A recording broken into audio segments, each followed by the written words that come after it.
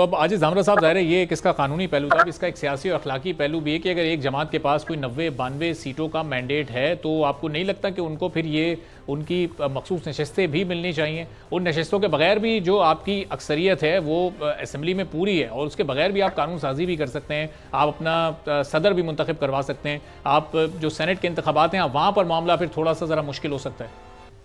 बिस्मिल्लाह रहमान रहीम। देखें, आपका सवाल अपनी जगह पे मौजूद है, मगर इशू ये है कि आपने कहा कि सुन्नी इत्तेहाद काउंसिल जो है उसको नशस्तें क्यों नहीं दी जाती। तो देखना ये पड़ेगा कि क्या सुन्नी इत्तेहाद काउंसिल ने अपने निशान पे इलेक्शन लड़ी है, उसने जितनी भी सीटें ली और बाकी आजाद उम्मीदवार उनमें शामिल हो गए तो उनकी तादाद चाहे 100 हो जाए या 100 प्लस कर जाए, फिर तो उनका राइट है। अगर सुन्नी इत्तेहाद काउंसिल ने अपने निशान पे कोई इलेक्शन लड़ा हो तो यहाँ पर मामला बिल्कुल अलग है ना। यहाँ पर उनके जो सरबराह हैं उन्होंने भी अपने जो पार्टी का निशान था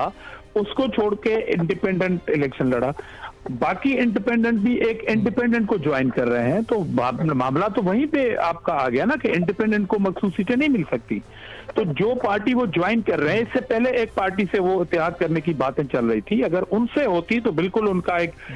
ये एतराज भी अपनी जगह पे जायज होता कि भाई वो आप ऐसी पार्टी ज्वाइन कर रहे हैं जिनके एक भी रुकन ने अपने निशान पे इलेक्शन लड़ा हो।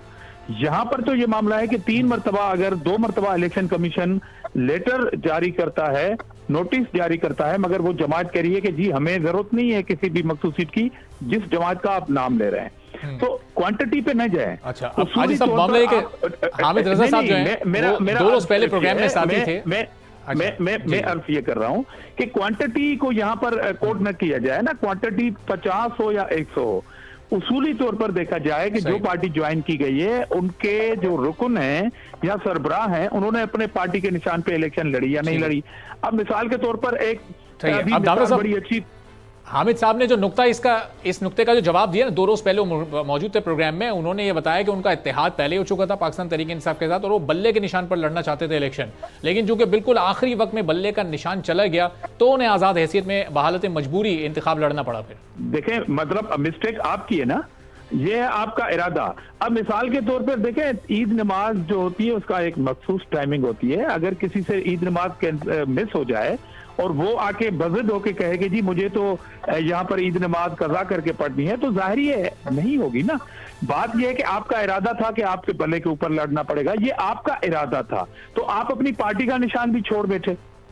तो इशू अभी जाहिर अदालत में है, फैसला अदालत ने करना है, मगर अखलाकी तौर पर अभी मेरे भाई ने मिसाल दी, बिल्कुल ठीक दी कि मिसाल तौर पर एक मुसाफिर बस है, उसमें कोई 10 मुसाफिर अपनी रिजर्व करवा देते हैं सीटें कि जी हम आएंगे, बाकी मुसाफिर उस बस में खड़े हो गए हैं क्योंकि वो 10 सीटें रिजर्व हैं, वो टाइमिंग के ऊपर नहीं पहुंचते, मुसाफिर बस चल पड़ती है, तो क्या करेंगे आप जो मुसाफिर खड़े हैं बस के, जो ऑलरेडी आपको टिकट खरीद करके खड़े हैं, उस प्रोसेस में उस बस के चलने के बाद वो बैठेंगे उस सीट के ऊपर। ठीक है, सब्सक्राइब करें और बेल दबाएं ताकि कोई खबर रह न जाए।